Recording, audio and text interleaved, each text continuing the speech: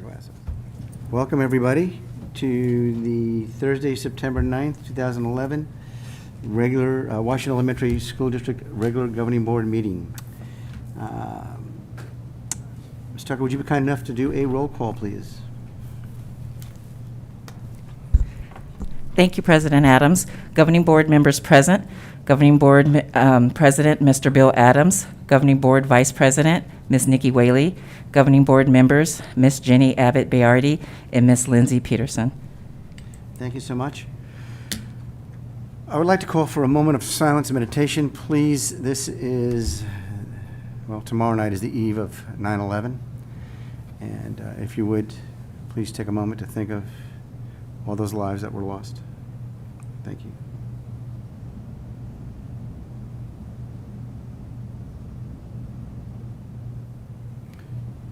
Thank you. Would you please stand for the Pledge of Allegiance? I pledge of allegiance to the flag of the United States of America and to the republic for which it stands, one nation, under God, indivisible, with liberty and justice for all. Thank you. May I have a motion for the adoption of the regular September 9th, 2021 meeting agenda, please? So moved. Thank you. May I have a second? I second. Thank you. All those in favor, please signify by saying aye. Aye. Motion passes. May I have a motion for the approval of the August 26th, 2021 special executive and regular meeting minutes? So moved. Thank you. May I have a second? I second. Thank you. All those in favor signify by saying aye. Aye. Motion passes. Current events and acknowledgements. Governing board? Yes, ma'am. Thank you. I would like to acknowledge Dr. Stanton for his presentation at the ASBA Law Conference. I, of course, am attending as well and was able to present, but Dr. Stanton did present on effective strategies with working with students in poverty. And I got a lot of folks coming up to me afterwards telling me what a great job he did, and he really did do a nice job of representing us. So I thank Dr. Stanton for that. And also just am grateful for the opportunity to both attend and present and represent the district as well. So that's all I have. Thank you.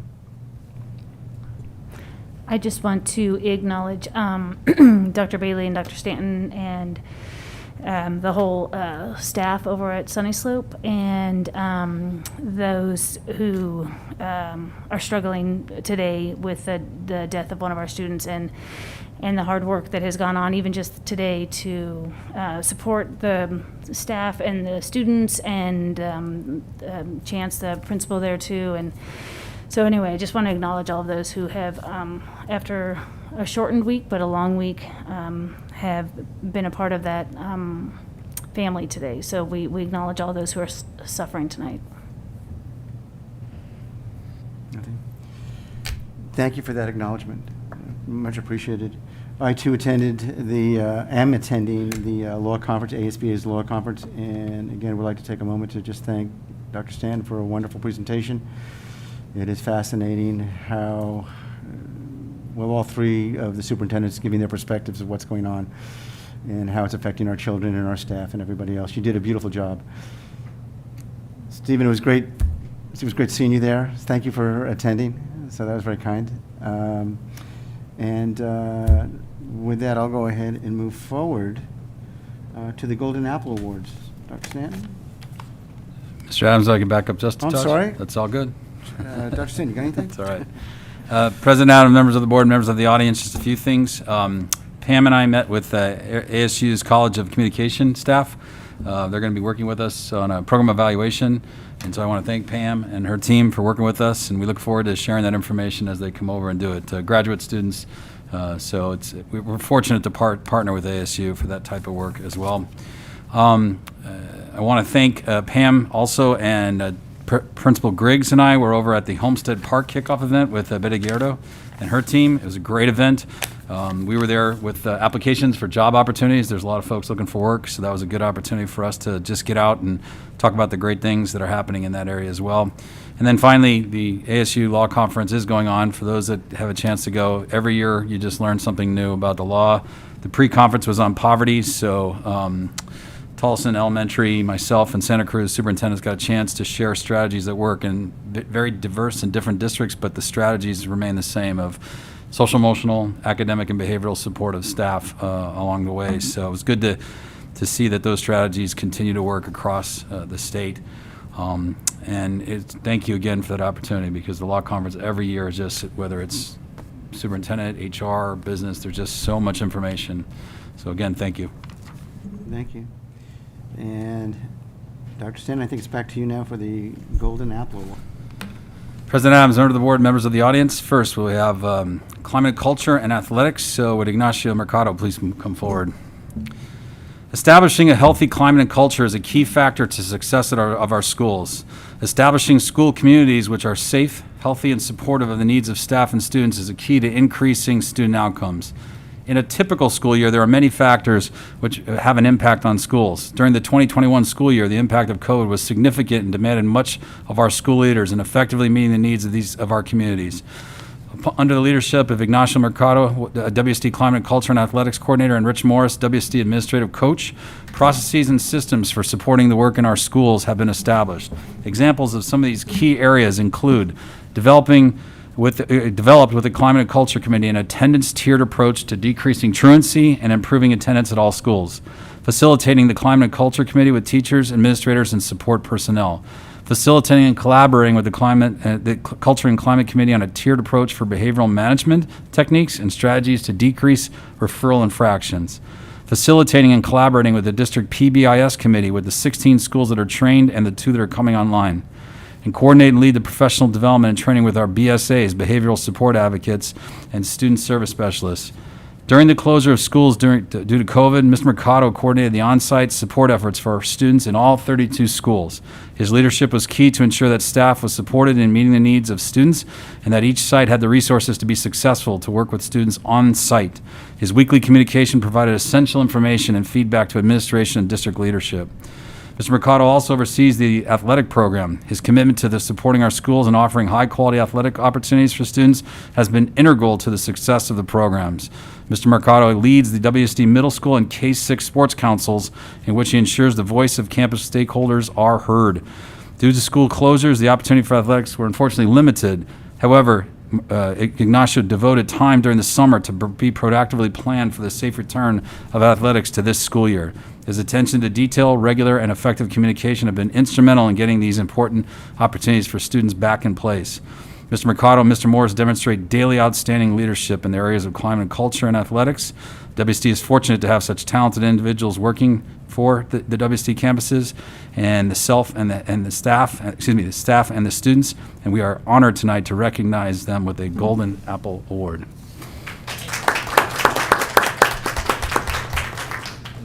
Yeah, we have to go over here so everybody can see you. Gotta get your due recognition. All right, 1, 2, 3. Thank you, excellent smiles.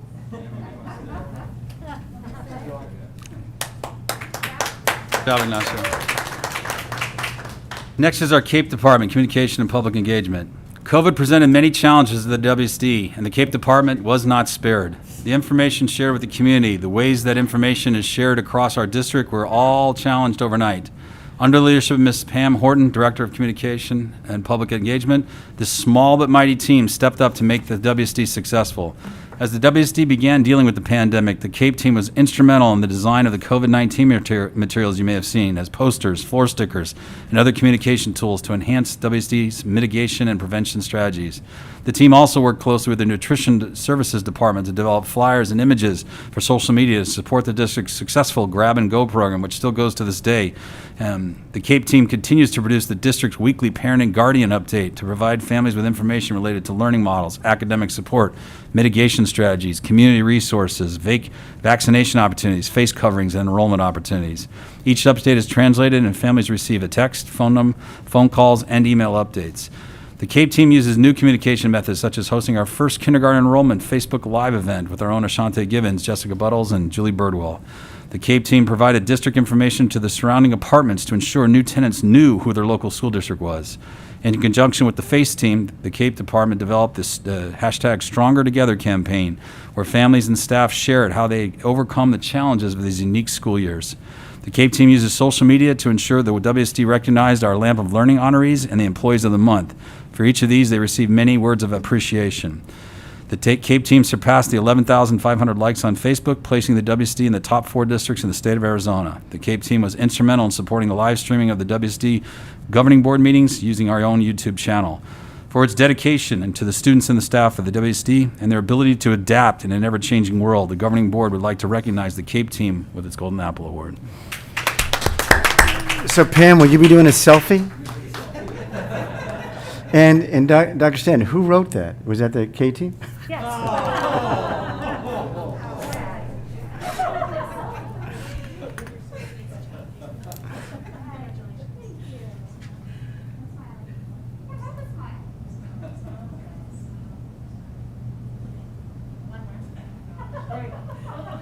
This is the first time I've ever seen Pam behind, in front of the camera. Yeah. Last but not least, the Safety and Mentoring Department.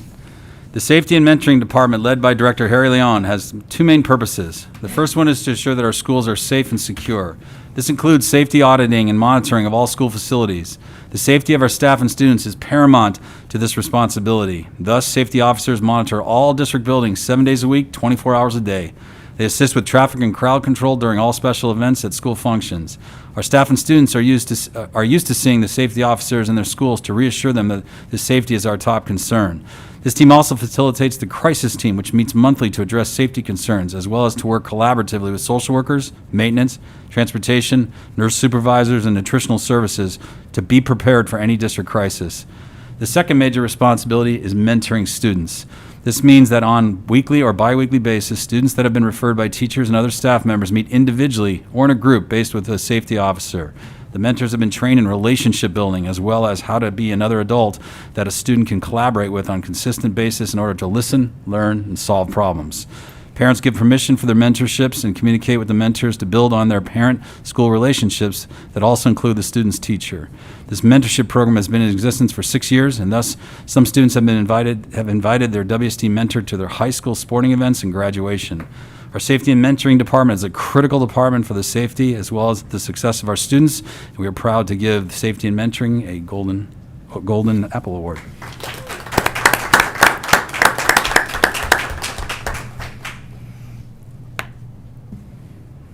Thank you.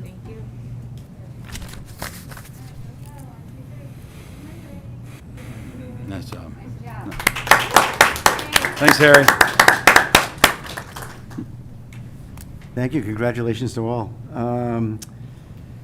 Ms. Tucker, do we have any public participation? No, we do not. Thank you, ma'am. And now we go for approval of the consent agenda. Does anybody wish to pull anything from the consent agenda?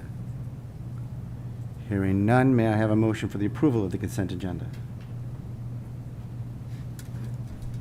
So moved. Thank you. May I have a second? Second. Thank you. All those in favor signify by saying aye. Aye. Aye. Motion passes.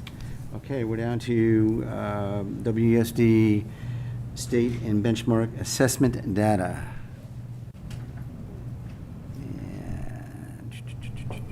Good evening, President Adams, governing board members, and community.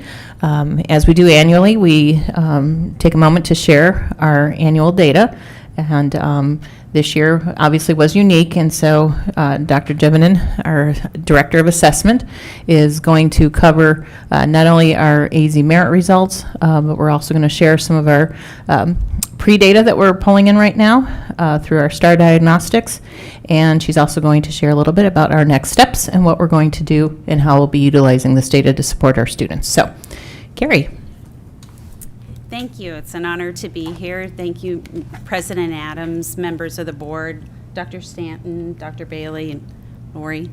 Thank you so much. So I'm going to jump right in and share our data. Am I speaking loud enough? Okay.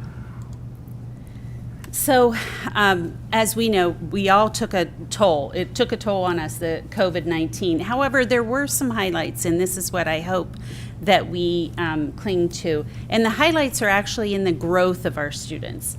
So we did see some growth, and here are a few listings of schools. I'm going to start with AZM2 growth for ELA. So Sweetwater had 77% of their 5th through 8th grade students in the average and high growth categories had 73% in these categories. Palo Verde had 152 students at the 80 SGP and above on the AZM2 ELA, which means that they grew more academically than 80% of their academic peers across the state. For math, Mountain Sky had 177 students at the 80 SGP or above for AZM2 math, which means that they, again, grew more academically than 80% of their academic peers across the state. Palo Verde had 119 students. Royal Palm had 117 of their students in the same category, SGP of 80 or above. And I will go into a brief explanation of exactly what that means to refresh our memories. John Jacobs and Sweetwater had 84% of their 5th through 8th grade students in the expected or average or higher growth categories compared to their academic peers on the AZM2 math assessment. District-wide, we had approximately 65% of our 5th through 8th grade students who grew academically compared to their peers at the expected rate or average rate or higher on math and ELA. In addition, for Azella, we had 22% of our English learners who went up at least one level on the Azella reassessment. And if you think about this was, these students were taught remotely, learning English as they were working on their academics. We had 22% that moved up on a level. Then we have for STAR Early Literacy, Reading and Math, Lookout Mountain and Abraham Lincoln have the majority of their grade 3, K through 3 students on the on-watch and at or above categories in STAR Early Literacy, 63.81% and 53.42% respectively. 16 schools have more than half of their grade 1 through 8 students on the on-watch and at or above benchmark on STAR Math. So let's jump right in and talk about AZM2 proficiency first. So while these test scores are reliable, there are some things to keep in mind when we're looking at it. The 2021 school year was like none other in our lifetime. I think we can all agree with that. We had 2 actually very difficult school years, which took a toll on all of us, including our parents. Our youngest students dropped in academic achievement compared to cohorts in the previous years at their grade level. And our student count was lower on testing than in a typical year. This can affect district percentages. Our trend data show how much of an impact COVID-19 had on our academics. So due to the factors listed above, we should try not to draw any other conclusions than it was an impact of COVID-19 on our school year. School year 2020-2021 compared to 2018-2019, there is no comparison. They're 2 different, completely different school years, and so we need to keep that in mind. It's important for us to see this data because this is our data that's our baseline. We need to understand where we're at and move forward from this point on. So let's take a look.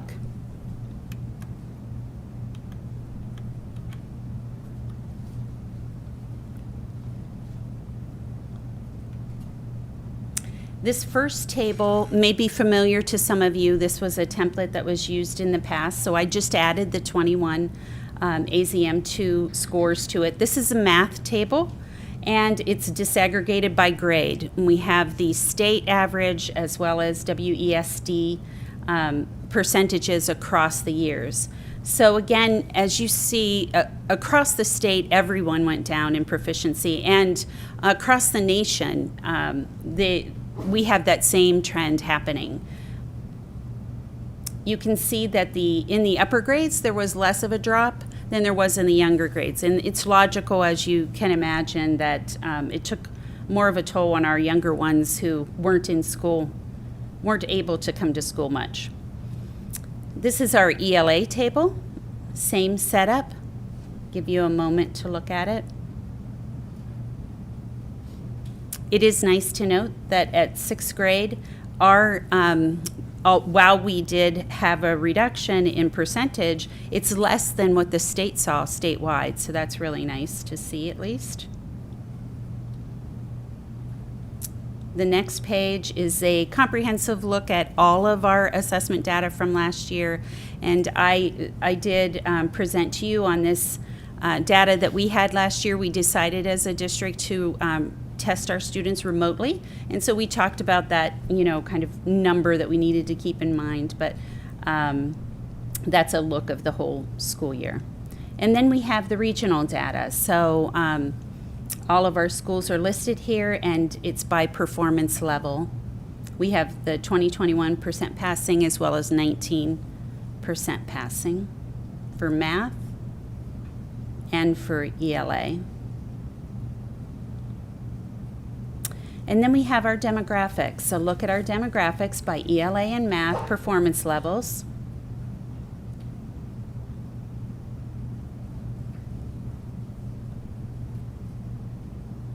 And lastly, we have our WESD targeted support and improvement schools and subgroups. And I would like to point out that these schools are targeting these subgroups in order to close the gap and see some growth. And actually last year in the green on the column to the right, Arroyo Elementary School, their students with disabilities actually grew more than they did they did see some growth greater than they did in 2019. So that's really something to be celebrated for that subgroup, definitely. And then the other subgroups that are highlighted in blue actually stayed at the same. So there wasn't a reduction, which in this day, today is a good thing, something to be celebrated for these students.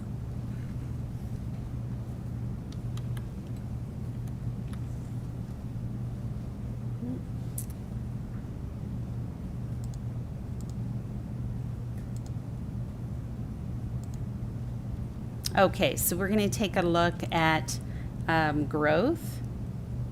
So just to refresh our memories on the student growth percentiles, I like to talk about an analogy of running a race. So in any type of formal race, we just saw the Olympics, the runners have to run multiple races before they get to the Olympics, and they have to qualify. They have times that they keep track of.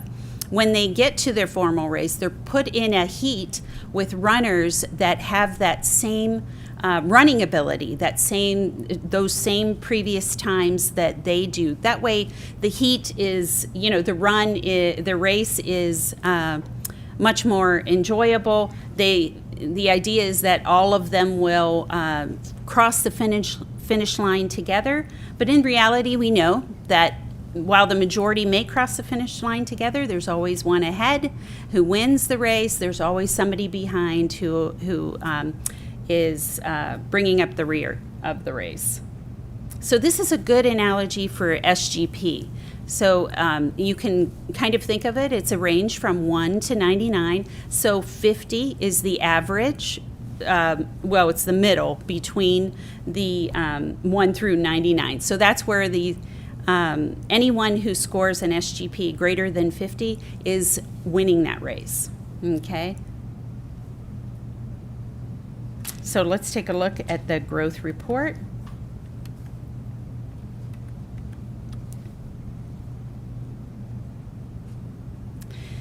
This report focuses on grades 5 through 8, and I did speak of them in the highlights. The reason why, typically our fourth graders have an SGP as well, but because we missed an AZ Merit testing year, our fourth graders did not have 2 test scores, and that is a requirement for SGP. You need at least 2 test scores, if not more. So we are reporting out on just 5th through 8th grade. And what we see there in the table is a breakdown of the percentiles in 3 categories. 1 through 33 is low growth, 34 through 66 percentile is average growth, and 67 to 99 is high growth. And then in column 5, as you'll see, I highlighted the students that had an 80 or above SGP. Those are the students who are winning the race. And then, of course, just as a point of reference, I added in the percent passing. Okay, these are 2 different concepts: percent passing versus growth. So while we saw a drop in proficiency, we did see good things with growth. Our students were still growing academically, and that's very good news. The highlights here I did share with you at the beginning. And then there's a listing of the schools disaggregated by their grades and the SGP categories. Okay.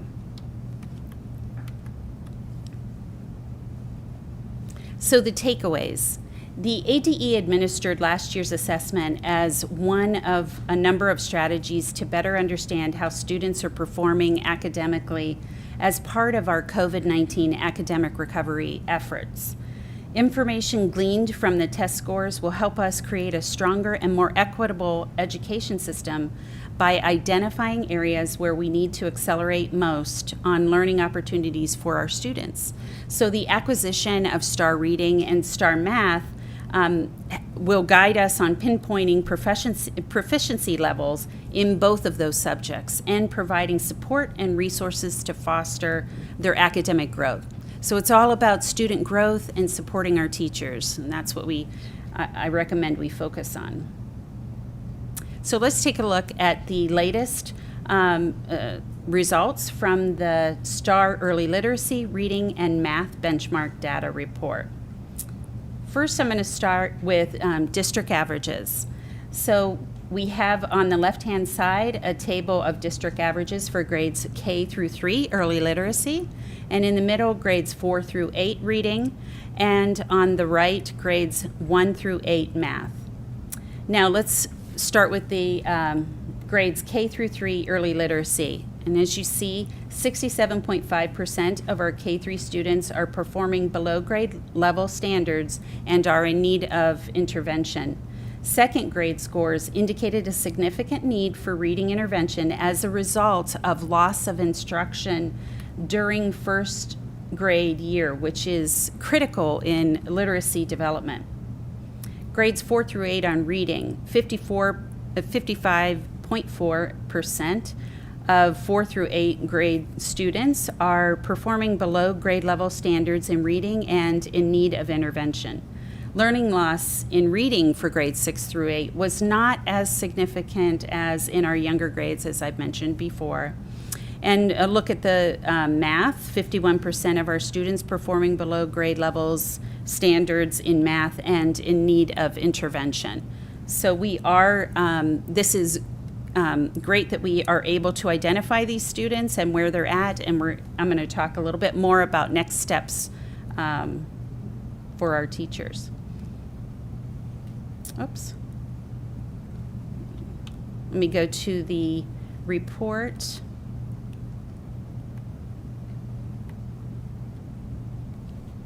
Okay, here we go. We talked about the highlights earlier. Here is a bar chart for grades K through 3. I added a white line at the 50% mark so that it kind of gauges, is a little easier for you to see, you know, where our categories land at.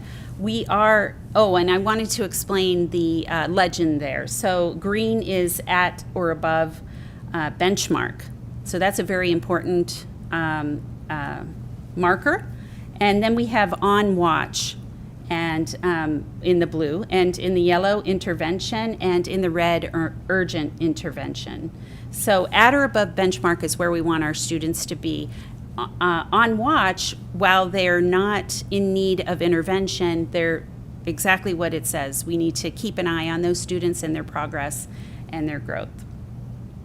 So this is the early literacy. We'll take a look at grades 4 through 8 with reading.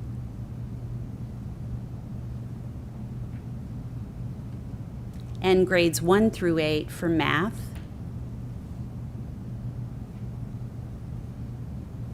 And then I listed them, a picture of them side by side, so you can see that they're very similar in the look of, where our students are at with the schools, in their individual schools.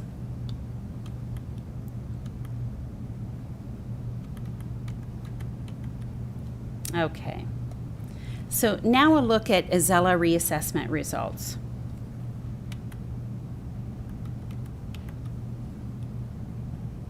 This first page is about performance levels.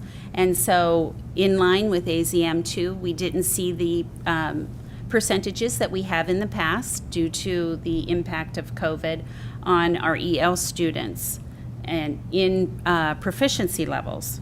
However, when we move on to the second page and we look at growth, again, a different concept than proficiency levels, we see that the 22% of our students went up at least one grade level, at least one performance level on the ELA. It doesn't necessarily mean that they're proficient yet, but they're moving in that direction. Some of those students did score proficient.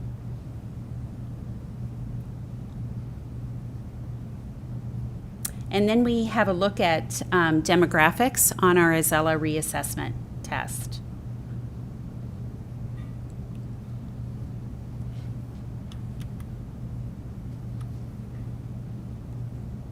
So next steps.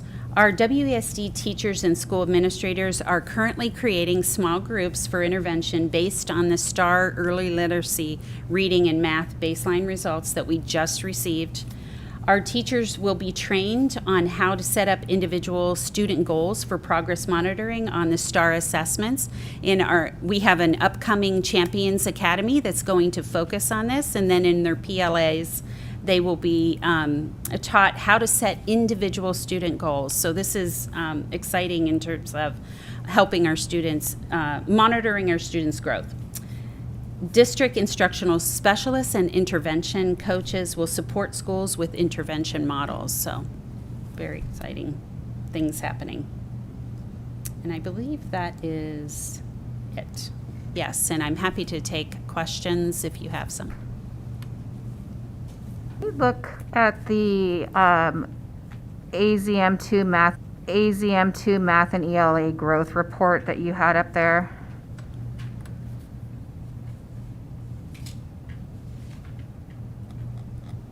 And I'm looking, it's by campuses, so it makes it a little bit more difficult to see that, but you would assume that in a bell curve, like as you said, there are some people that are going to be at the front, back, middle, that you would see on an average would be like maybe 20% on either of the ends, and the majority being 60% in that kind of middle. So when we're looking down here and we're seeing on either ends of those spectrums, that's a little bit of an abnormality, meaning either an extra positive or an extra concern. If you're seeing, for example, 40-something% in the low growth area, that's higher than you would normally expect to see in a bell curve. Is that correct? That's correct on a bell curve, yes. So I'm just wondering, because I'm looking at all these campuses and it's hard. In your overview, was there anyone were there a couple campuses that had particularly high growth given? I know the year that we had. Yes, there were, and I have them highlighted in the page before. So Sweetwater had Okay, I see. Sweetwater, John Jacobs, and Right. Mountain Sky, Palo Verde. Yes, yes. The other question I had is if you could tell us a little bit more about how this data is going to be used for intervention. And the English learners were there before COVID, and they are still there, exacerbated now. So I know we keep saying COVID. Can you highlight what would make us think, or what is going to be different going forward? Because we are already using data, and to keep showing people that the data, what are the interventions looking like? What is some of the conversations that are being had? Because we have been doing this work, yet we continue to see the disparity. So I'm just wondering, how has the conversations changed, if at any, on approach and how we're going to tackle that? Well, I can start off by saying that with the acquisition of STAR Reading and Math, that is set up to identify where the students are at and progress monitor their growth. They have an SGP that they use, Renaissance does, and this is very good news for us. So it's an individual plan, so to speak, for each student that the teachers are going to be able to progress monitor. And that's something new that we have at this school district. And in terms of the interventions that are going to come into play, I would have to defer to Lori Mora. Yeah, President Adams, Ms. Whaley, excellent question, because we have been talking about data for a number of years, and absolutely prior to COVID, we had some concerns, and we obviously had TSI schools that were focusing on subgroups. As Carrie stated, the addition of a diagnostic tool that allows us to really drill down to the individual student level is very different than what we've had in the past. We've had to kind of rely on the trend data. We've had some diagnostic at the younger grades with Acadians and Dibbles, but at the upper and middle school levels, we weren't able to drill down nearly as much. And so with this tool, we now are going to be able to really take a look at those subgroup populations to really drill down what exactly are the issues specifically for each individual student. That's not something we've had really, widespread in the past. With this tool too, it also supports the teachers in really taking a look at what skills then they need to focus on, what are the next steps for the interventions, so the special services team can then take a look at that data strategically and say, what are we seeing with our students with learning disabilities? What are we seeing with our students with behavioral? And really start focusing with that. And then supporting in the schools with those intervention models that they have put in place. So it's a much more systemic, concerted effort in how we are taking a look at our student data at an individual level. Can you, thank you for that. Can you explain how you're using different types? I know we're also looking at paraborn, some social emotional data as well, how that is going into play, because we can have even better data that's even drilling into the exact lesson or the exact standard that they need.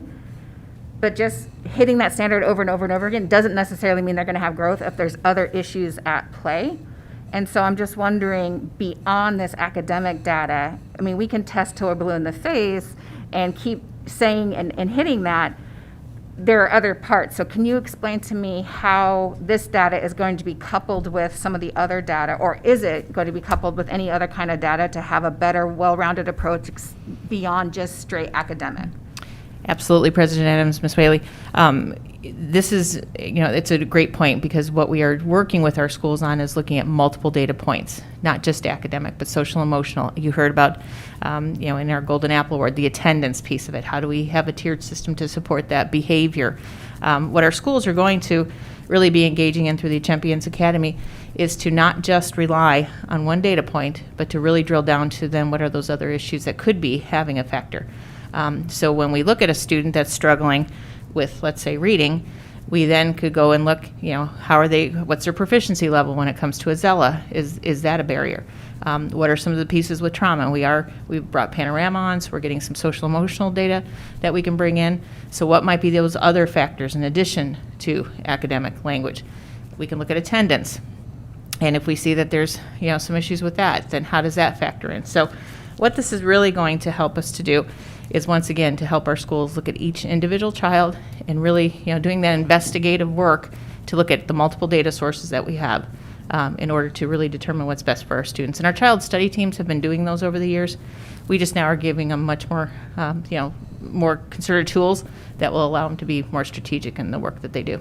Thank you. I would love to hear more about the targeted group intervention, like the multi-faceted data and the intervention approaches that are here, because it's one thing to give folks data, but if it's just one data point, it might lead you towards an intervention that may or may not be relevant. It's important to have that multiple team approach. And I know that we have student study teams, but sometimes it's only for a handful of really extreme cases. And we have so many students that I'd love to see us move towards a model.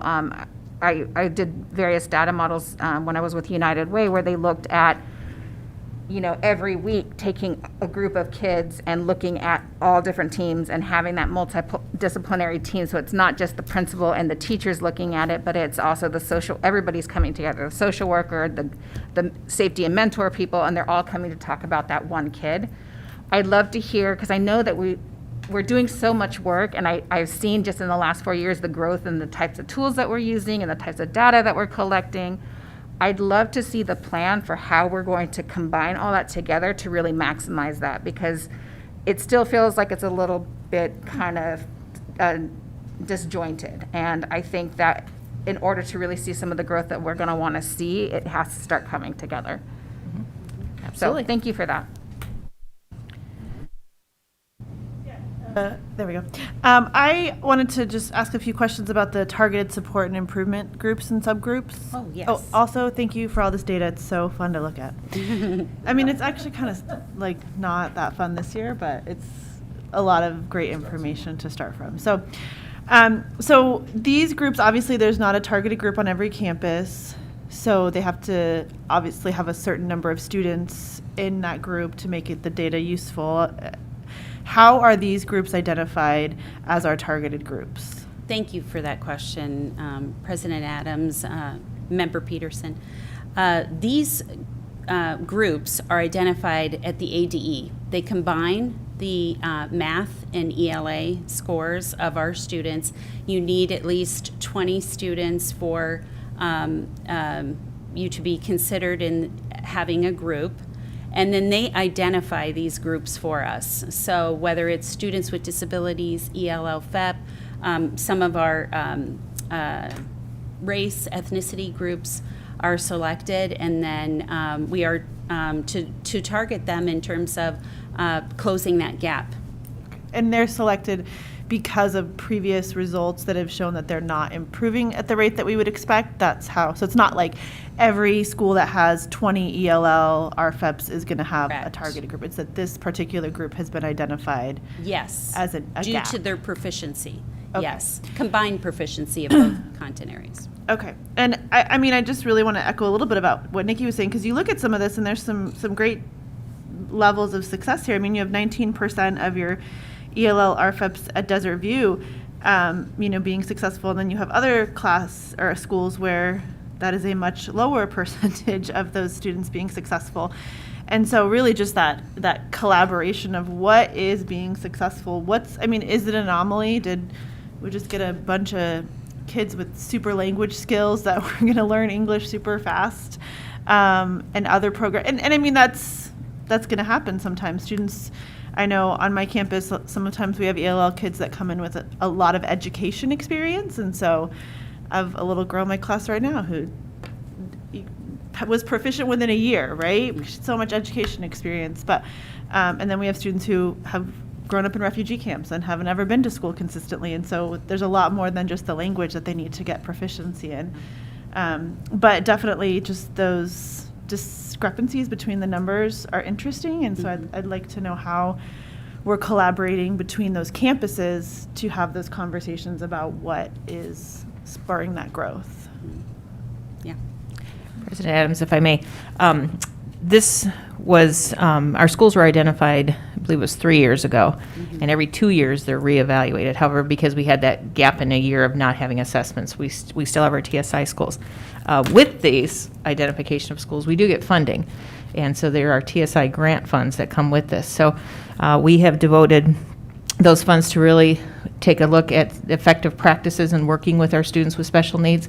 Special Services Department has worked collaboratively with WESD, brought a consultant in to help us really take a look at our special services model. They've been providing training on Saturdays for teachers over the course of, even during COVID closure, we had teachers getting together virtually to do some of those best practices, and they're going to continue working with that. So that's kind of a more systemic effort that we're doing with that. EL, same thing. They've been working on those strategies and instructional practices. They've been training teachers using these funds to do that. So it is, it's one of these pieces that while we don't want to have TSI schools, we do get some funding to work with those groups. And so part of the work that we'll be doing with our multi-tier system support, we'll be using some of the TSI funds to also work with that as well. Thank you. Oh, sorry. If I can add a few more things on, and as Lori eloquently stated, one of the other areas that we really do look at is our professional learning academy, when principals and assistant principals get together and what is working, in specific schools. In fact, we have a meeting coming up next Tuesday. And so that's a really valuable time that everybody gets to share what is working, what are the effective strategies, and we learn from each other. So that's another way that we're really working together. And another area that I know that Lori touched on is that every single grade level has at least once a week what we call a data analysis planning period. And so grade levels get together, or departments, depending on if it's a middle school, and they actually look at the data, whether it is, just like Lori was saying, attendance data or behavioral data, really working together with the students that are in their grade level or in their department, and really looking at what are the best practices to actually work with those students. That's on a continuous type of basis too. Thank you. And then so I understand how this number is calculated as well. So those students with disabilities, it would only be those students with disabilities that take the AZM2. That's correct. So those kids who don't qualify for that aren't part of that subgroup. It's just, I would have to check that and get back with you on that. Oh, you got it. okay. So the kids that are taking the alternate assessment don't. Okay. One more question, if I may, just with this same form that we're looking at, but further up there. You're going to tell me I can't do this because that's not how data works, but I'm going to ask you anyway. So if I'm in the very first page, for example, the state math AZM2 4-year trend, we're 36% proficient, became our fourth graders in 2018, who were 34% proficient, became our fifth graders, who were then 36, and then became our seventh graders, right? Mm-hmm. Yes, seventh graders in 2021. And so, I understand that there are students that are coming into and out of that pool as we go from year to year, but that's a cohort, correct? That It is. follows. So we can follow the cohorts in that trend and kind of see a little bit more. Well, yay for you. No. Last time she told me I couldn't do something that I wanted to do with the data. You Now, can do can't look at whatever it you that want way. to So with I'm glad this. that I was able to do that. Thank you, Ms. Peterson. So I have a question, and again, maybe I can't do this with data, but I probably can't. How did we compare to the other districts we can't compare them completely, that were completely in person all year, versus those other districts like ours, maybe Paradise Valley or whatever, that were not that were kind of like our setup for last year. Is there any way to look at that with the AZM2 to get something? So, President Adams, Member Abbott Bayardi, excuse me, yes. So that's a natural kind of inquisitive question that would be the case, and it's very difficult to determine that. There are so many external factors.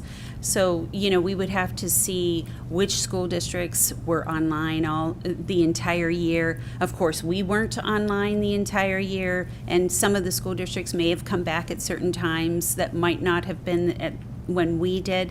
So it's really not going to be a fair comparison from one district to the next. But as we know, everyone went down in terms of proficiency. We're all in the same boat. That is the message from the ADE, that we need to look at it as our baseline and move forward and focus on growth. And that actually is the national message too. So if I was a parent and I was looking at trying to compare for this last year, it's just not fair to compare us to Peoria or Deer Valley or Paradise Valley, because Glendale Elementary, it's because this last year everybody was in a different spot, in person, online, so forth. Yes, it's very difficult. There are so many extraneous factors that it's not there's no standardization to give you a real true comparison. Okay, thank you. And then I want to say, first of all, kudos to the middle school teachers, always, because I'm a former middle school teacher myself, just for being a middle school teacher, which is awesome because not everybody wants that job. Right, Dr. Bailey? And so also, but I was really impressed with looking at the AZM2 information, that they kept their attention and that they did well on the testing. That was really a wonderful thing. And we did see, obviously, that the younger ones needed to be, they do better in person. And so also that kind of leads into my hopefully cheerleading for those second grade teachers who are having these children who were really just infants because they've lost the last year and a half, 2 years, really, kinder and first. And so those second grade teachers, yay for you for showing up every day and doing what you can with these kids who really have a huge learning curve. And I do also want to comment on the growth. I think growth is so important to look at this year because I'm a salesperson. I sell things. And some things you just have to look at growth. So if you sell one widget and then you sell two, that's 100% improvement. So let's celebrate that, because these kids to grow during this last year is kudos to everybody in this room. Because and everybody who's watching, in parents and teachers and administrators and so forth, because it's been a really rough year. And I know that we do hear COVID a lot, but COVID was real. It is real. And the trauma that kids and families have experienced during this whole time has been very difficult. And so let's celebrate growth. And then also, obviously, let's look at ways we can, tie things together and continue to improve on the things we need to continue to meet those goals, but also not forget everybody's done a great job this last year and a half. Yes. And I would like to add, if I might, there were 7,000 students who stayed online last year. And for these test scores, for these state assessments, our instructional coaches and our school staff had to call all the parents and make an appointment for their students or for their children to come in to test. It was an incredible task. They did a wonderful job, our school administrators. And because of that daunting task, we have reliable data from last year, at least in these 2 points. Thank you. I've got so many different thoughts that are running through my mind right now. This is baffling as a layperson. I definitely appreciate my fellow board members' comments. They're intelligent, they're articulate, they know exactly where they're going. I'm that simple guy. And I'm also a small businessman, and I'm also in marketing and business development, and I do look at numbers. What is the bottom line here for the district? Which one of these many graphs that you gave us is the bottom line for where is the district line up as far as, like when I go through the schools, I'm on this, the regional data, AZ, and I'm just going down the line, looking at 2019 versus 2021. And I understand that COVID's in play. I get it, I understand it, and I'm sure that many of the parents that are watching this and even trying to assimilate and process everything that's being put before them are trying to do the same as I am. Mm-hmm. When I'm in the public, people will ask, how are you doing? Are you moving the chains? Which is always our biggest thing, is our success with our district, with the demographics and everything else involved with it. We just want to see growth. That's always big, and we do. Every year, hey, we don't, we're getting there. We're moving those chains in the right direction, so it's always a great story. This scenario, these numbers, in some cases, they're pretty dramatic, going the opposite direction. And so I understand that COVID's in play, and that children have not been face-to-face. But I am asked the questions, are we moving the chain? And it's an easy, you say, hey, man, we got COVID going on, all this kinds of stuff. Do we have a page that shows where the district lies? Yes. Let me see here. So on, let me see which page this is. That's okay. Do you know that? Have you just Page find it? 3, the Page 3? comprehensive assessment data. That last row, the far right column is the percent proficient for math. Can you open that up? Oh, do I? Yeah, I can't see it. And Oh, for you me to can't try see to it? find, Oh, can I make it bigger? Yeah, absolutely. Yeah, I'm sorry. For me to try to find it, I got 15 pages up here. no problem. There we go. So on the far right column, the last row are grand totals, okay? And so that is 18% is our percent proficient for math. That's the combined grades, okay? And then if we move over a few columns, we see AZM2 ELA percent proficient, and at the bottom of that shows you the grand total, 27% were proficient. So we went from 40 to 27, 31 to 18. So yes, so I do want to point out that 40% was our 2021 ELA pre-assessment, if you recall. Pre-assessment. Yes, and we took that last November, and we decided as a district to remotely administer that test. So we talked about those numbers that, they're a little fuzzy. It gave us an idea of where our students were, but it really wasn't reliable. It wasn't reliable. Why do you think obviously the numbers prove you right, but why do you think, and forgive me, I'm just That's okay. asking questions. Like I said, I'm very, very proud of everybody involved, and I know the hardships and the battles that went along, just asking questions, so please.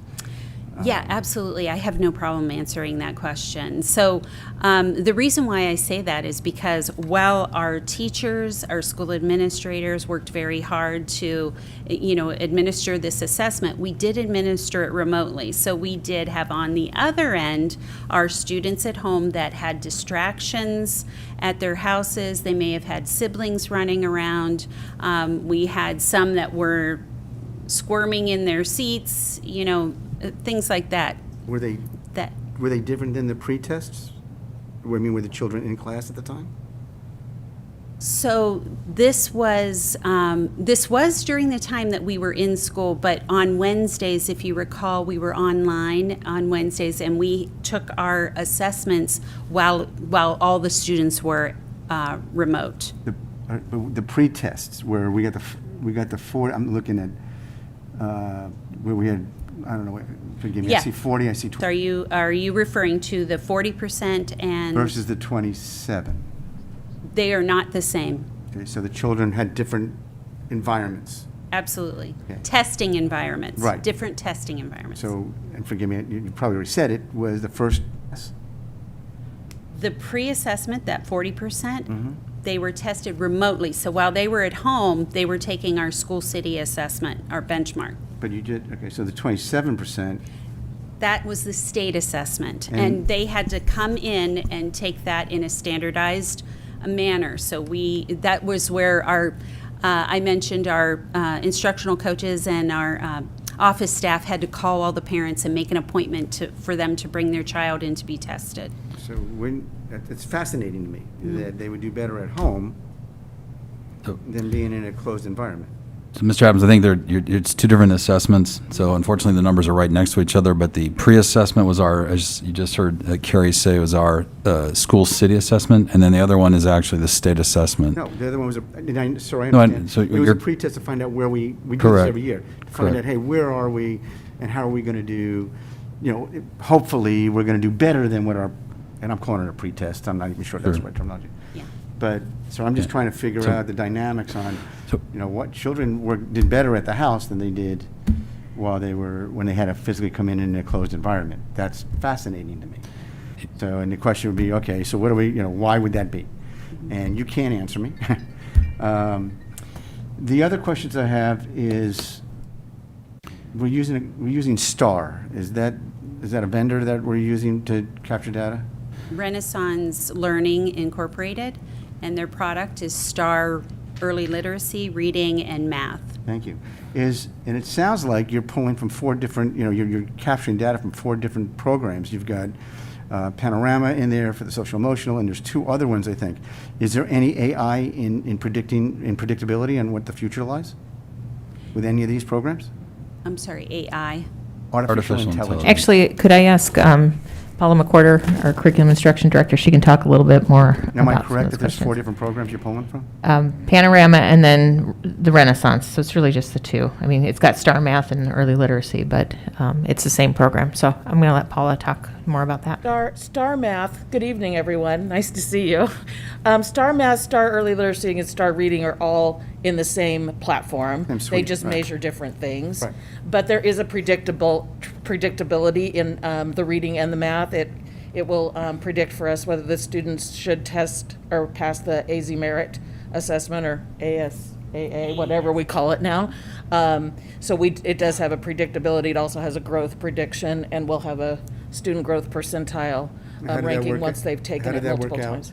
How did it work out with this particular situation? Well, we've only taken it one time, so we have nothing to measure yet. It's a brand new product to us, so we don't have previous data yet to be able to.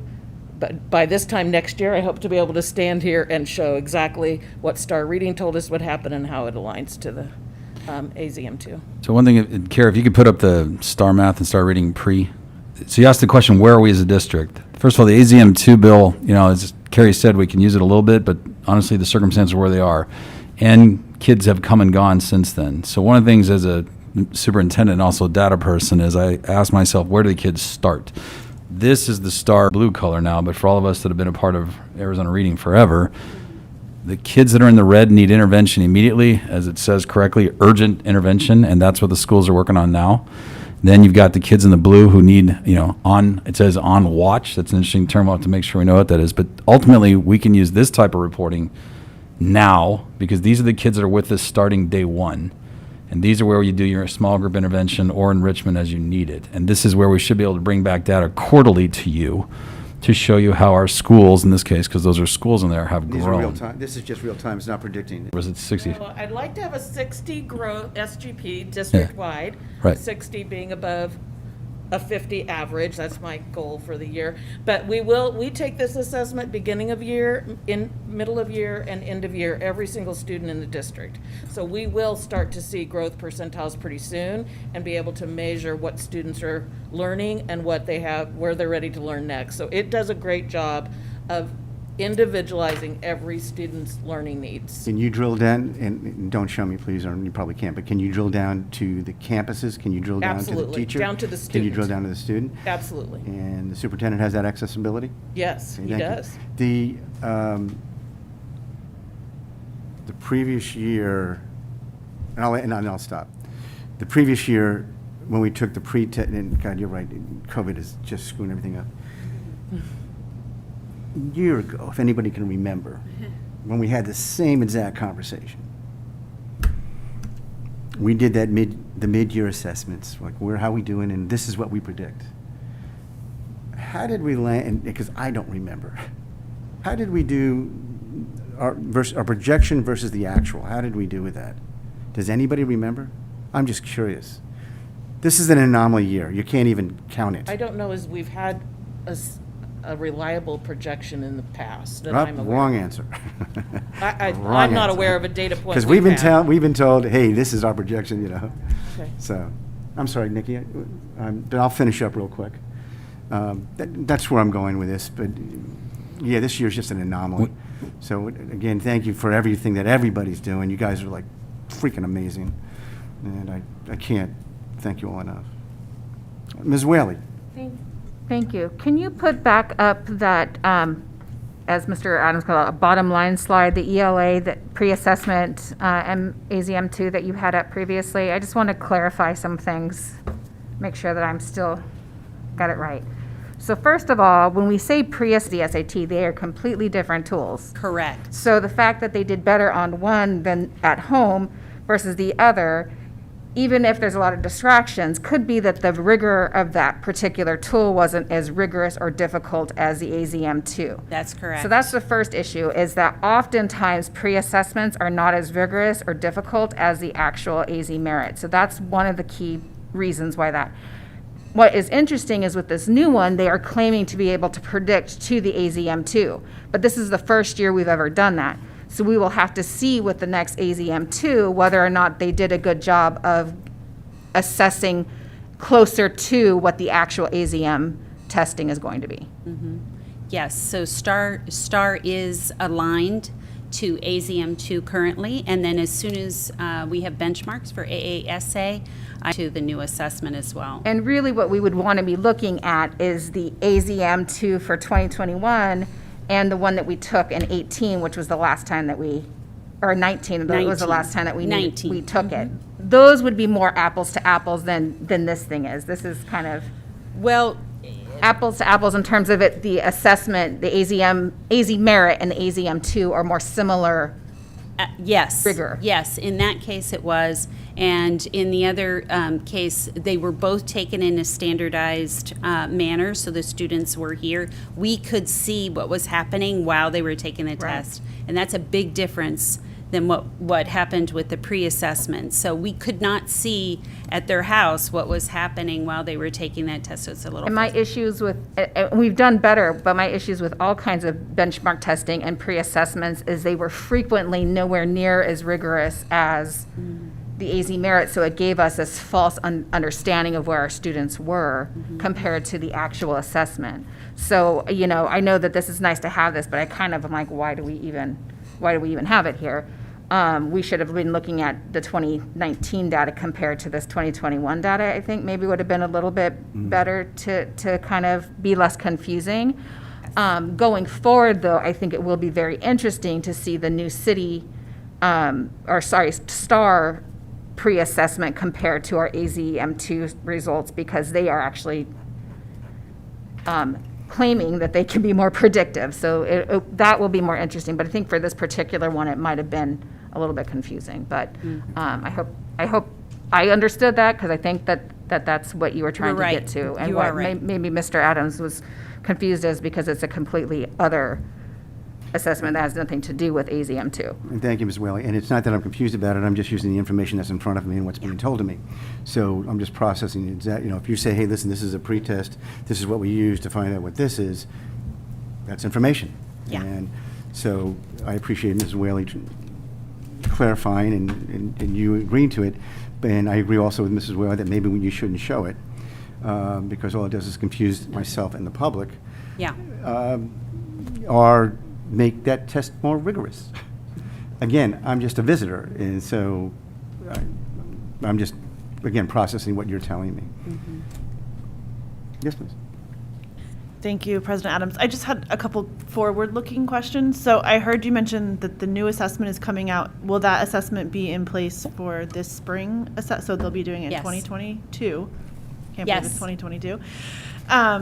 And so that data will be comparable, so that we can compare their AZM2 scores to the new test? Yes, they will be aligned. That's what we're told, and that's what they're Yeah. working toward. Okay, so we're looking to show that immense growth, you know, from AZM2 in 2021 to 2022. The new test, which is the AASA. AASA. Okay, thank you for that. And I also wanted to say, I didn't realize that this STAR data was live, because I didn't close read it like I should have. So I just want to say I'm super excited for our January or February meeting, when we're going to get to see what our teachers have done to show the growth in these kids now that they can have their hands, not their hands on them, they can have them right there in front of them, and just really be there with those kids and, you know, getting them where they need to be. So I'm super excited to have you come back and show us that growth data for the fall semester. And Ms. Perry, when your comment in regards to going from AZM2 to AASA, they claim there'll be the link or what's called a crosswalk. I think time will tell. Because in the past history in Arizona, when you go from one assessment to another and use it as a growth indicator, it is really difficult to do. But they claim they're going to be able to do it. What I think is important, as you just mentioned, is us coming back and showing you where we are with the star reading in math after a semester. And hopefully if we have something at the quarter mark, we can at least share a report with you guys too, is what's working. So that'd be great.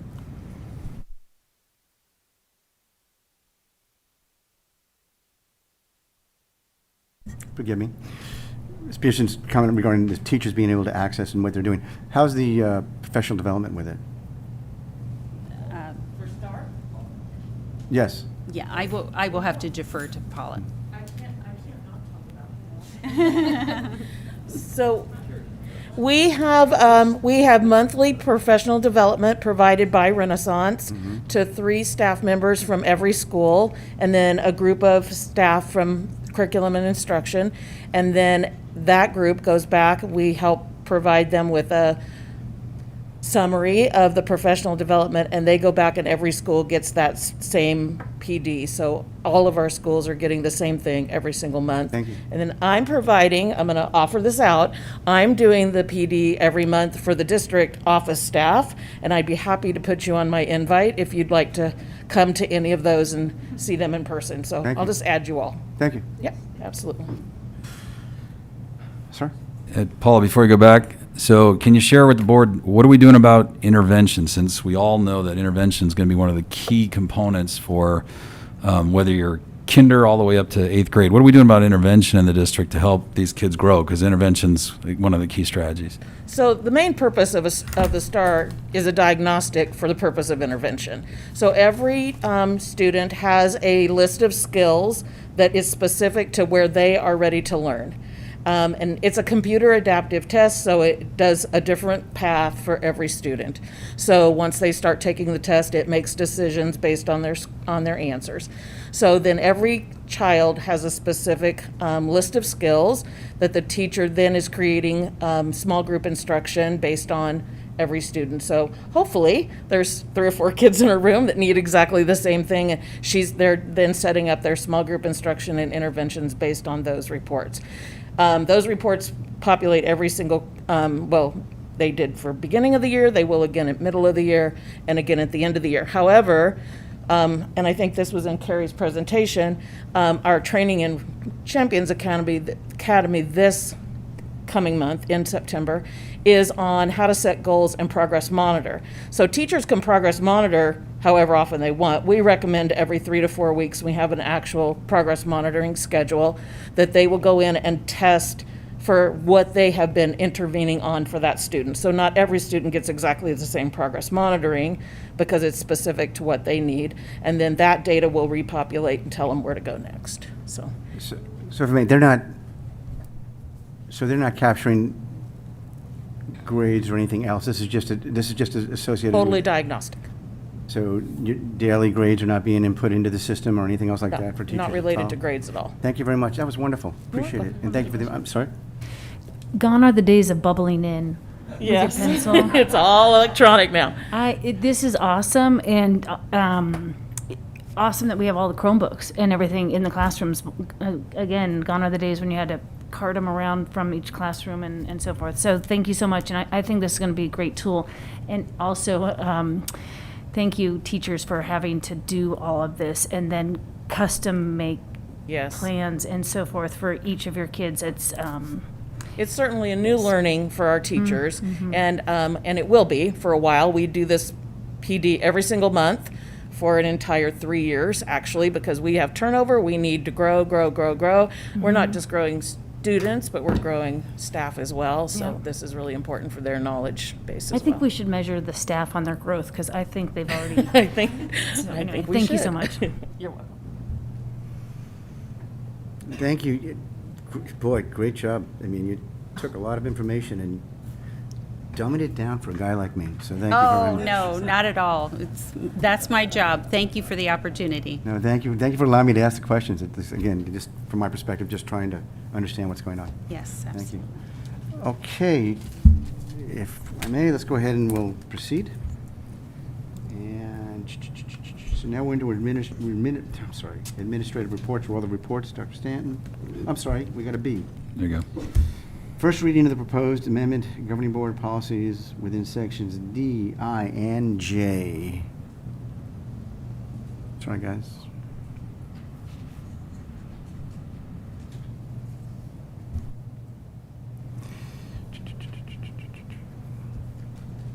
These are, okay, so these are ASBA policies. And does anybody have any request, want to discuss this first reading? If not, we'll go ahead and move on. Ms. Willie? Yes, I'd like us to put a hold on, I know this is a first reading, but I'm looking at item IMB, teaching of controversial and sensitive issues. This is not actually law just yet, and it is a subject of litigation. So I think that before we move forward with adopting or deciding what changes may or may not be needed to this particular policy, that we wait to see what that litigation looks like, because this is, again, something that I think was designed to try to chill and intimidate certain conversations. And I think that it's important for us to be compliant with law, but also be clear with our intention as a board in terms of what we expect or allow under this particular policy.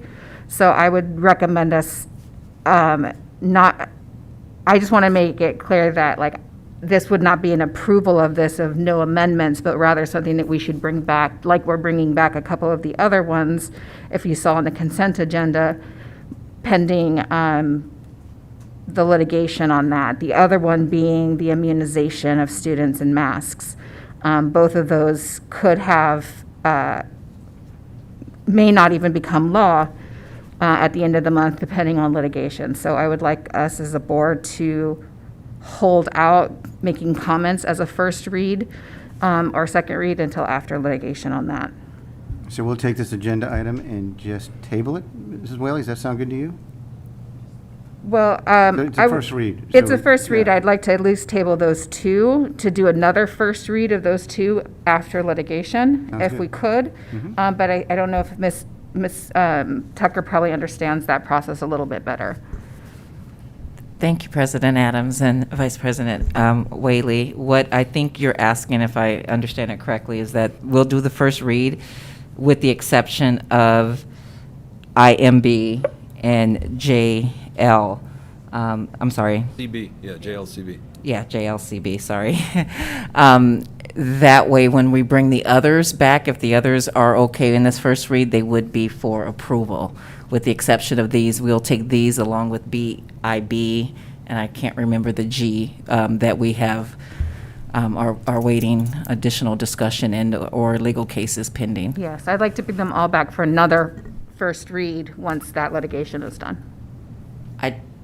May I? Please.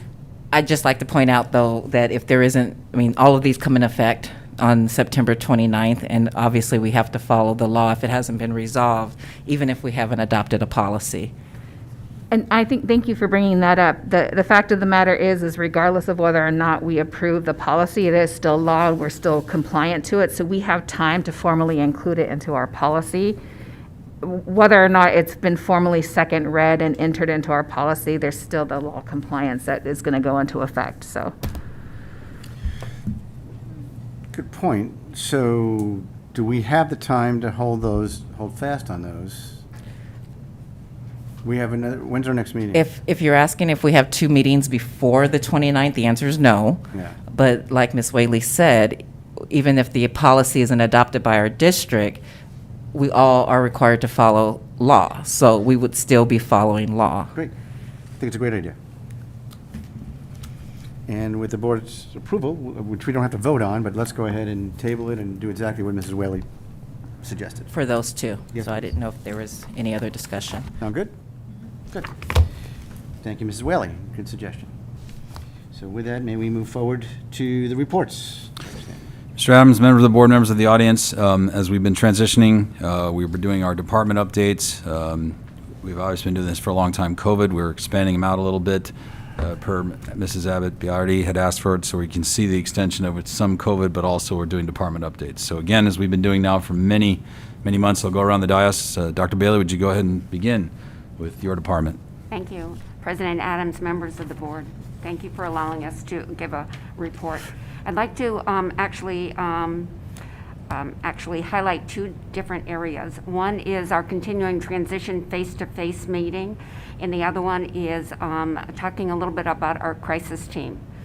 The transition face-to-face meeting that we've been having continuously for the last 18 months, what we've done within the last week is to actually look at what we're calling a continuity of services or contingency plans.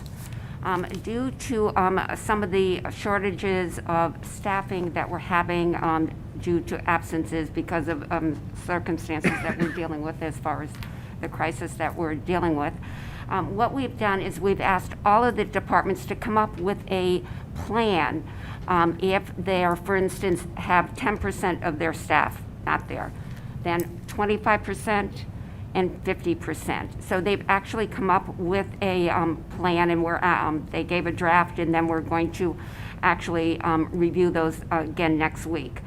And when I'm talking about departments, I'm talking about custodial, transportation, nutrition services. A lot of these have been hard hit by shortages, maintenance, even social services department, payroll, also schools, number of teachers and staff that are out.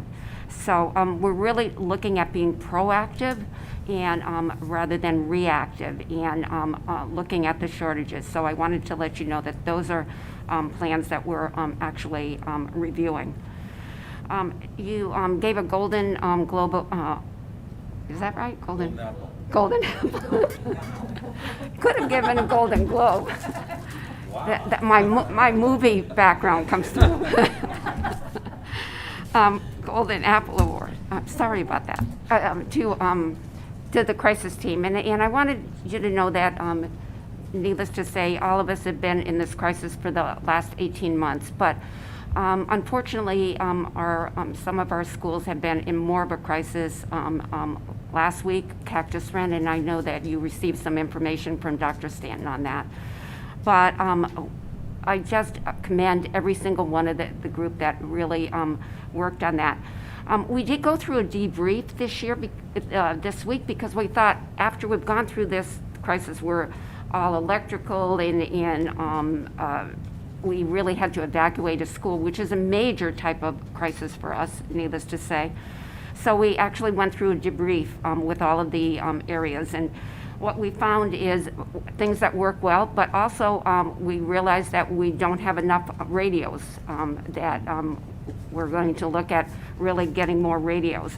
We needed a portable generator. We didn't have a portable generator. We needed hotspots, okay, because everything was gone. So in other words, to get into Synergy, to make sure that we had the IDs for students that came, that parents were reunified with them. So it was really a magnificent type of effort on all of us. But the debriefing really showed some gaps that we needed to deal with. And I believe that you've been briefed on the tragedy that happened today at Sunny Slope. Probably the worst crisis that any of us can ever be in is to lose a staff member or a student. And I want to commend everyone that has been extremely involved, from the call that I got last night from Mr. Whiteman telling me a little bit about the situation. Right away, we were mobilized, whether it was safety or mentoring or social workers being out there all day, admin coaches, safety and mentoring. Is a real effort on our part. I did get to experience the parents being with the children as our social workers actually were able to talk a little bit about what was happening. And I'd just like to read from what Mr. Whiteman just sent to Dr. Stanton. He said, "The only shining light today was the dedicated group of staff, parents, and caring adults around our children to support them through their feelings." Please keep Sunny Slope staff and students in your thoughts and prayers as they continue to process through this grieving. So, thank you. I will say, when we were asked for strategies that work, I shared that one of the things that Washington does better than anybody else is social supports. And so we now have 38 social workers. This district started with 3. So this district has been long dedicated before I came here to the social services, and we continue to. And it's not just emergencies, but today did highlight why it's so important. Very, very important. Continuing around the dais, Mr. Mattingly will give us an update in regards to his department, Human Resources. Mr. Mattingly. President Adams, governing board members, Dr. Stanton. First, I'd like to sincerely appreciate all the certified staff, support staff, admin out in our school sites, our departments, for their unconditional commitment serving our community and our children. It's pretty powerful, so I'd like to just give them a shout out. I do want to share with the governing board that this past August 31st, we had a job fair. It was kind of like a one-stop shop, and it focused on our nutrition department. You know, that's one of our departments that is in dire need of staff members as they try to feed our children daily. And so the one-stop shop, it attracted 16 community members that came in, and right then and there, they signed in, they went into an interview process, and if the interview went well, they immediately went to the next stage, was HR assisting them to fill out an application. And then as far as the new hire packet, they were right there ready to do that. Other than a reference check and a background check, we were ready to put them to work as quick as possible. So, and we hired 13 out of the 16 people that day. So kudos to the HR department, Jenny Camp, and the nutrition department for their commitment to make that work, and obviously our public relations department that helped advertise that to get everybody going. So thank you, everybody, and also thank you for your time tonight to let me share that with you. Continuing around the dais, Mrs. Moore, would you please update the board regarding academic services? I was going to say, do you want to go back to Danny? No, I'm moving it up. You got to be on your toes around here. Yeah, okay.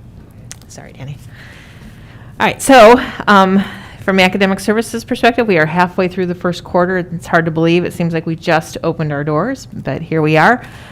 We sent out progress reports yesterday with families, and we do encourage families look in those backpacks and take a look at them and see how your students are doing.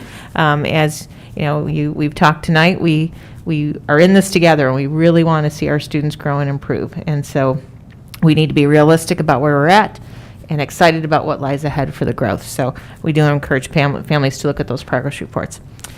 As you saw tonight, we are extremely excited about bringing on star rating in math. I won't, summarize the entire presentation again, but definitely the next steps for that data is what we're focused on. So as you heard Paula McWhorter talk about this Champions Academy, the professional development that's going to go along with this, we're extremely excited about building the capacity on our campuses for really taking a look at that data and what we do next.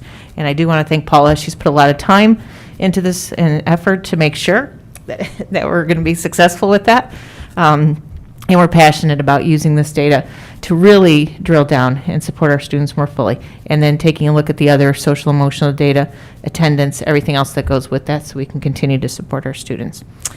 Our PLA Planning Committee, shout out to the administrators on that team. We're taking a look at what meaningful professional development and learning looks like for our administration. And it's a very passionate group. Here again, everybody wants to feel like we're being successful, that we're on the same bus together moving forward. And so they've given amazing feedback about how we really do need to focus and be systemic in how we're looking at our best first instruction, how the intervention plays into that instruction, and then how are we using that data to determine what interventions are best. So we're designing professional learning with the administrators leading and presenting. And so on the 14th, we're going to have several administration leading their colleagues and their peers in this work. And so we're looking forward to some great work ahead. And we really appreciate their feedback and helping us to guide that work. And then finally, we are getting ready to work on some multi-tier system support and some systems coherence work, and we talked about this in a previous update. And this is really, once again, taking a look, starting at the district level first. How do we really support our departments in this work? How are we collaborative? What's the communication tools we have in place? How do we operate within a system to then best support our campuses? And so the work will begin with our district office team and really looking at our BLT cabinet, this group right here, but then also our district directors, administrators, coordinators, and we're going to be taking a look at processes, procedures. Are those things in writing? Is it clear to our campuses what those processes are? Do our departments know how we interact and work with each other and how those some of those processes overlap? And do we have effective and efficient communication within those teams? So that work is going to begin with the September 27th. And we're extremely excited about how this will grow the leadership within our district and our system. And then from that, we will also start working with the PLA Planning Committee to design what the foundational work for multi-tier system of support will then begin with our campus leadership, and then bringing all that work together. Ultimate goal is eventually to really have a strong district strategic plan that we are all clear on, and that we all know how we're going to be working together and moving forward. So we're looking forward to updating that work and sharing out with all of you on the progress that we make with that. Continuing, but in this order, it had Lori first. Sorry, Danny. So, Dan, if you would, please update business services. Thank you. Mr. President, board members, Dr. Stanton, I want to just update you. We are continuing to work on the annual financial report as the deadline gets closer to the October 15th submission. Staff and departments across the district are working hard to get all that caught up and looking at things and making sure everything's in the right spot. Later this month, hopefully, knock on wood, we should get more updated ADM numbers from the state. Just like everybody during this process, they've had some issues coming up with the right data and the stuff. So Registration Center and Jonathan and his staff, crack staff, are continuing to work to make sure that we got the correct ADM in there. And then Binex Now, which if you haven't heard of in the news, is from the Maricopa County Health Department. It is a 15-minute quick COVID test. They were giving out free 2 boxes per school. So obviously we ordered as much as we could. I actually tried to double it, but they wouldn't give it to me. So I tried. And so we're working on getting those distributed and making sure that staff and students, the parent does have to come in and give permission. It's not just we can do it at will. So but we are going to work on getting those out here in the next couple weeks. Thank you. And just to piggyback off what Mr. O'Brien mentioned, we have Binex testing, which will be going to the schools for kids that are symptomatic. We're continuing to work with Glendale Union. I wish I had more of an update, but we're partnering with Emory Health. Emory Health is checking out the high school sites plus our site, so I hope to have some information next week to give you. But we are then going to be offering testing where you don't have to be. You could be asymptomatic and actually do drive-through testing. That'll be for our families, so that and our staff. So they're working on the times. I know that there's going to be 2 shifts. One of them will be in the morning into the early afternoon. Then they'll take a break for lunch, and then we'll do an evening shift because we know a lot of our staff and family. Obviously, our staff's working, but our families are working too. And then we're looking at some weekend hours as well. So I look forward to updating you next week. But they're going to go out and do the site visits very soon. Mike Kramer was talking about we're using the old Mountain View, also known as the Annex, as our location. That's because Sunny Slope High School won't be available. So it's a partnership with Glendale Union, Glendale L, and us, and we're looking forward to giving you updates. But that'll be another way that families can find peace of mind and help out. Just a couple of things. The benchmarks for Maricopa County today, our cases per 100,000 went down from 255.66 to about 241.78, so a little bit about 14 down. But our percent positivity went up just a touch. So we were at 12.5% last week to 13.71% this week. Again, Dr. Stemler on these calls is saying, is this a crest? We don't know. So we'll see. We're watching because a COVID, it's the community transmission level, so it's not a specific to us. However, they do use our zip codes in that particular situation. And then finally, we know that at the federal level, there were some executive orders, again, a little too early to call that one, but at least we know that information came out today. And we'll be finding out from our alphabet groups just what's the impact. But I do think you noticed in a lot of the conversation this evening, I hope the board's seeing that it is a colossal team effort. I am hearing from other districts that the issue that Steve mentioned and Lynn talked about, our contingency planning for food and nutrition and transportation and our HVAC and everything, this is happening everywhere. This is an issue that is a statewide issue. And I'm not sure everybody realizes that to make a school system go takes so many teammates. And we are working on contingency planning, as Lynn mentioned, at the 10%, say 25%, and 50% situation. But I think it's just an honest assessment of the situation we're in education right now. And my team, of course, will take any questions from the board. Dr. Stanton, thank you everybody for your reports. Good job. And thank you for the colossal effort that everybody is doing. The situation today, our hearts go out to everyone involved. Thank you for that. Thank you for mentioning it on the front side of the meeting. Dr. Stanton, I think you ran into a woman that's doing some stuff with looking for affordable housing for teachers. And in our conversations, it was fun. I had met with her afterwards, and she brought up two things, real briefly. The Kmart, because I brought up what you were doing with Kmart and what we're doing, and I'm not sure if you've heard anything else there, but she brought up something else. Maybe you could touch on that for a second. But the other question I had is, she brought up, and we've had emails in regards to methadone clinics that are popping up within our district.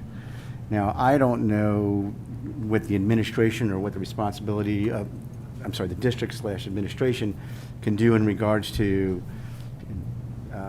city zoning, and maybe that's something that's our responsibility to help out there. But can you just briefly touch on those two items? Sure. So if I have the two items, one is the what's also known as the Kmart, and then workforce housing. Those teams that we were talking about there, and then the methadone clinic is what I heard as well. The housing wasn't. I thought it was fascinating, but I'm interested in it too. Okay. So I will share a little bit for the housing. We are looking at what's called workforce housing. It's not Section 8. It's actually workforce housing where you have a reasonable rent. Notice we just talked about the need for classified staff as well as certified staff. Workforce housing would be rents in our area about $600 to $700. We've been reaching out to Metro Center because that is 130 acres, by the way. I know Pam's been attending the meetings, and who knew it was that large? So that's a possibility of where we might be able to put that type of work in that area. So then what was the second point? I know the methadone. What was the one before that? We didn't touch on methadone. The other one was the Kmart building itself with the. Yep. Go ahead. No, so you're fine. So and I've asked Pam to come up as well because Pam tag teams with me a lot of these meetings. I do want to thank her. She goes to VIP. She goes to 19 North. She's the kind of the face of the district in many respects. And then also city council meetings in regards to that. So Pam, if I miss anything, at least on the Kmart, and I'll definitely want you to jump in on the methadone. But the Kmart has become a food, what's the term now they're using exactly? So the City of Phoenix is working with the Department of Economic Development in acquiring the former Kmart location. Yep. And they're looking at whether or not to lease it or purchase it, but they're going to be working collaboratively with Maricopa County Community Colleges, WestMec, I think ASU, and working on putting in a process for workforce development. Yep. Different classes for families, maybe even students, to build the workforce in the community. Thank you. Is there a time frame by chance? Well, this has been going on for a couple of years, Okay. and the owners of the Kmart have been very patient. We have a really great active neighborhood group in the area, the Violence Impact Prevention Coalition, Yeah. led by Jeff Spellman. Yeah. And he's been really zeroing in on this project and working with the city, and the owners have been very patient.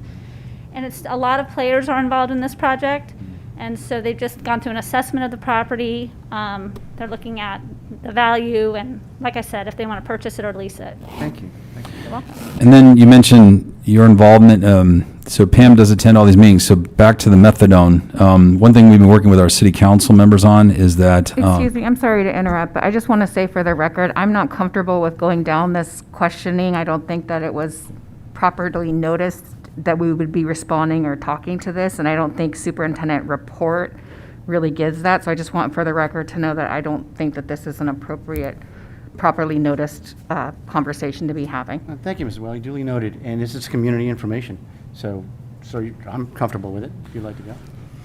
Just so you know, the discussion then shifts to, we are trying to make sure there's our fair share, so we've been dealing with the city council, Mrs. O'Brien in particular, in regards to making sure that, if we have one, we get one, but we don't need necessarily multiples, and you can add to that conversation if you want as well, as far as like the Are we methadone clinic. et talking cetera. about the methadone Yeah, clinic? Okay, yeah. so there's the methadone clinic that's been at 21st Avenue Northern.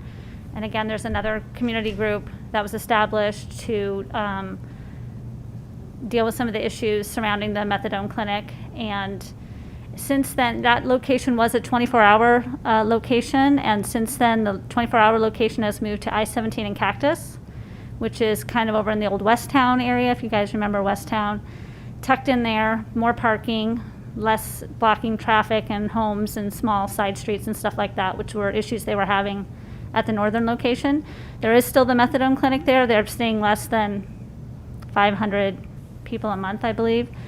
But now the 24-hour clinic is moved to the I-17 and Cactus location. Thank you so much, I appreciate it, and I think this is important information. We have a lot of people that are watching that it affects our community.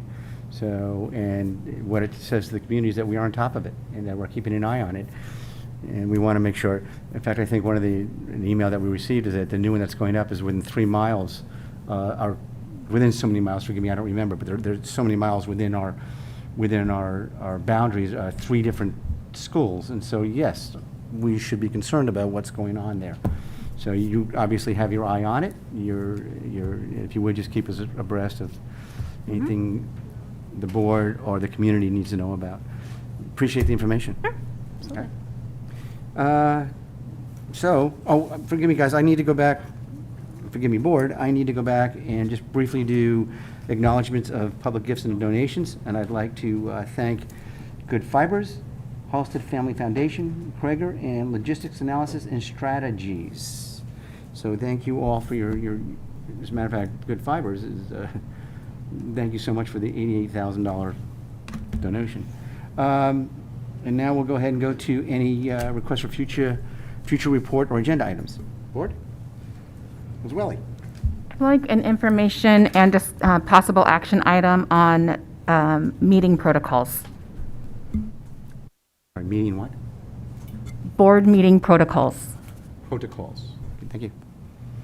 Anybody else? Okay, hearing none, may I have a motion for adjournment, please? So moved. Thank you. Second? A second. All in favor, signify by saying aye. Aye. Motion passes. Good night, everybody. Good night. Thank you.